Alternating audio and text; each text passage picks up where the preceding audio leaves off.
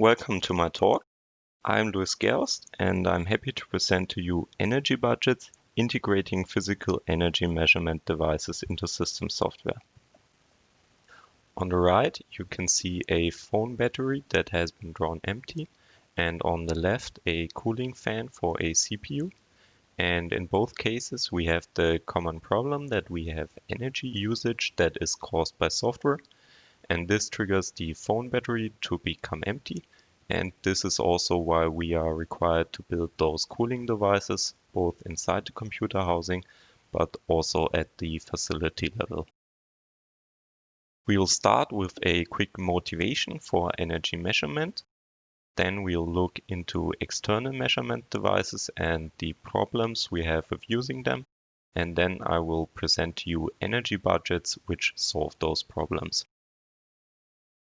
Why do we want to measure energy? First, of course, this will allow us to analyze and improve applications. And also at the operating system level, we can then enforce consumption limits. On many x86 computers, energy measurements are already supported by the processor using the running average power limit framework. And this is tightly integrated into the operating system. Therefore, you can, for example, use it using standard tools like the Linux perf utility.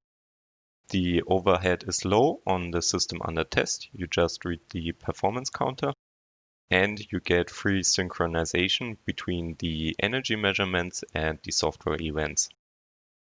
However, RAPL is not available on embedded platforms, of course, because there the processor doesn't support it. And also, RAPL doesn't guarantee highly accurate physical energy measurements. And for those reasons, we still often have to use external measurement devices. And we'll now look at an approach to use those devices and support the same nice features that RAPL has, but also support embedded platforms and highly accurate physical energy measurements. How can we use such an external measurement device? Here we can see a host system that monitors its own energy consumption using an external measurement device. The host system executes some application and therefore consumes energy. And the measurement device, for example, the analog to digital converter, intercepts the power supply of the host system. It is controlled by some microcontroller which interfaces with the ADC and then forwards the power samples to the host system. And on the host system, we finally have some script that processes those samples and then derives the energy consumed by the host system. And in this case, we unfortunately have a few problems. First of all, the script that is running on the host system is tightly coupled to the measurement device. So if we use sampling, we also have to use a specific script. But if we, for example, have a measurement device that does not support sampling, then we have to change the script. And also, of course, because the script runs on the host system, it triggers overhead and this hurts measurement trueness. So the approach we are proposing to solve this problem is to do the processing of the power samples on the measurement device, specifically on the microcontroller. And then we just need a new way to transfer this information to the host system. And this is what EnergyBudgets does.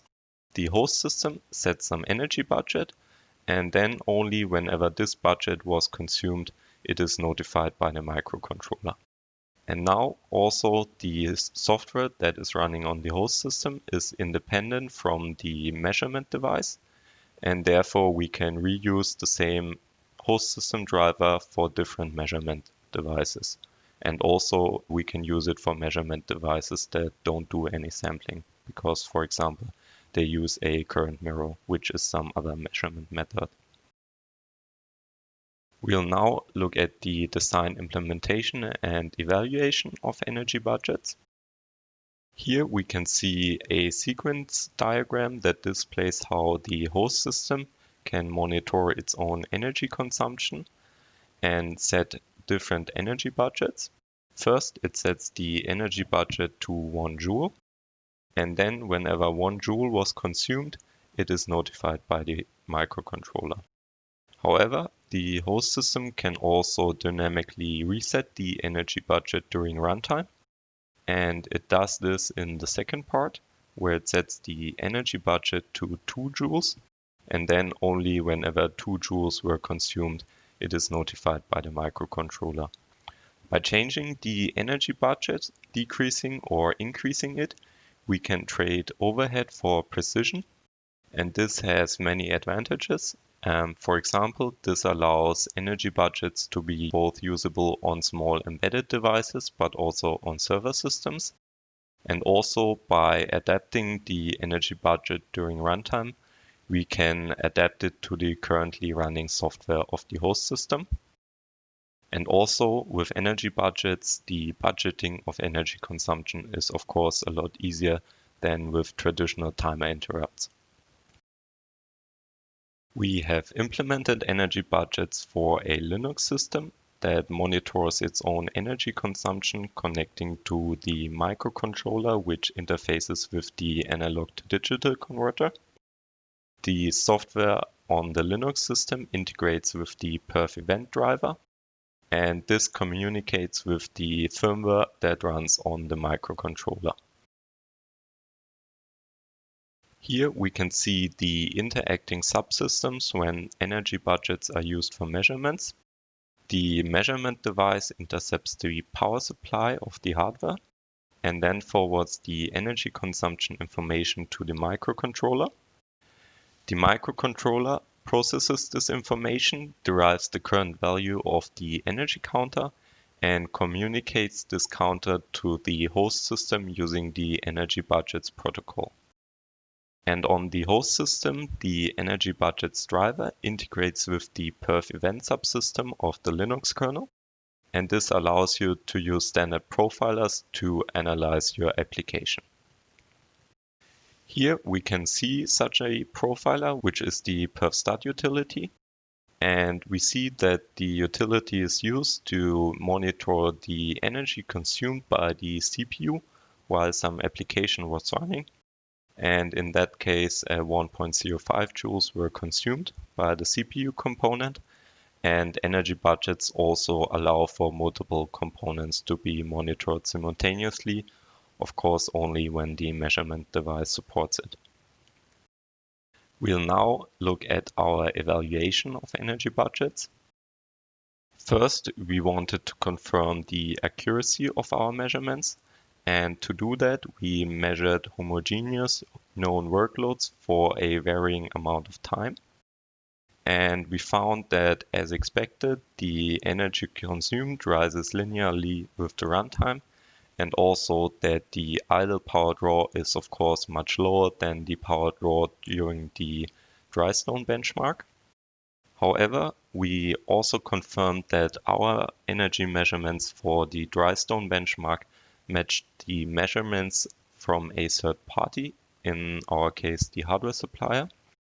And also we confirmed that the overhead due to the energy budgets driver, which has to run on the system under test, is negligible. And to do that, we did the same measurements for the same workload using the same measurements hardware and system software, but without the driver running on the system under test.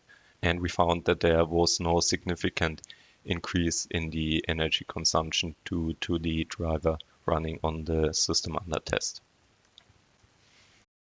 Finally, we wanted to show that energy budgets outperform traditional timer interrupts regarding the precision they guarantee at a certain overhead level.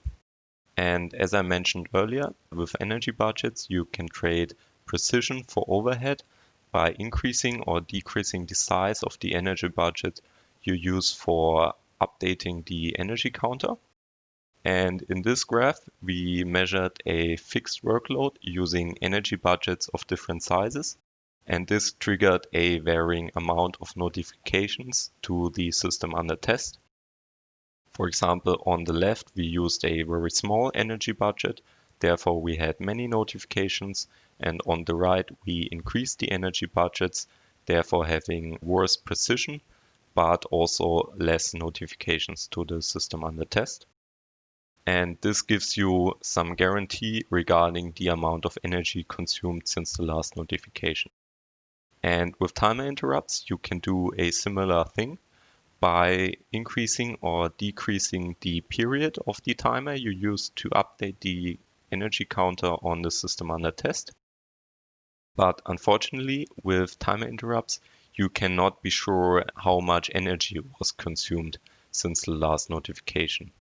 And to give a guarantee regarding the amount of energy consumed since the last timer interrupt, you have to assume that the device drew the maximum amount of power it can during that time. And in our case, we measured that the maximum power draw for some applications can reach 180 milliwatts. And because this was only a measurement, we added a 10% margin to this, giving us a maximum power draw of 200 milliwatts. And assuming this maximum power draw, we can see that EnergyBudgets give a better guarantee regarding the precision at a certain overhead level. And this allows for 20 to 51% fewer notifications to the system under test, while guaranteeing the same precision.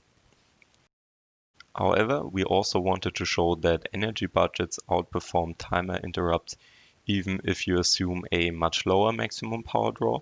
For example, because you're sure that your application can never consume that much power. And in this graph, we assumed that the maximum power draw of the device is that of the dry stone benchmark, which, as we have shown previously, is actually not true. The device can consume up to 180 milliwatts. But as you can see, even if we assume that our application can never draw that much power, EnergyBudgets outperform timer interrupts. Finally, I want to present two opportunities for future work. First, I will present energy profiling, which was explored by eProf, for example. And in energy profiling, you use the EnergyBudgets notification as a sampling interrupt and then record, for example, the currently running application and the stack trace. And then, when you have finished the measurement, you can deduce the amount of energy consumed by each subroutine from the number of samples collected for it. So in this example, we have the main function, which runs for a very long time and consumes a medium amount of energy. And therefore, 7 samples are collected for it, which is indicated by the arrows here.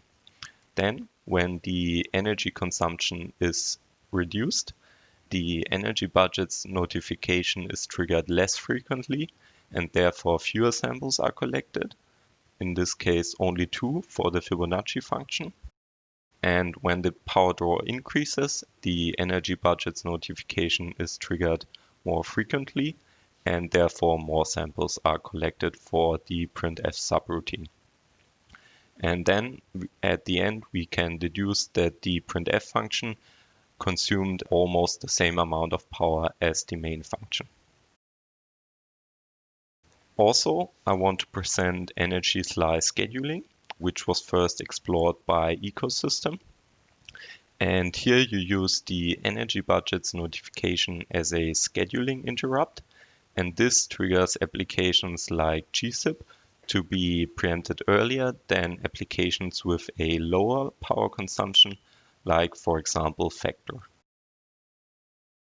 To summarize, in this talk I have presented EnergyBudgets, which offer a convenient interface that is based on standard tools.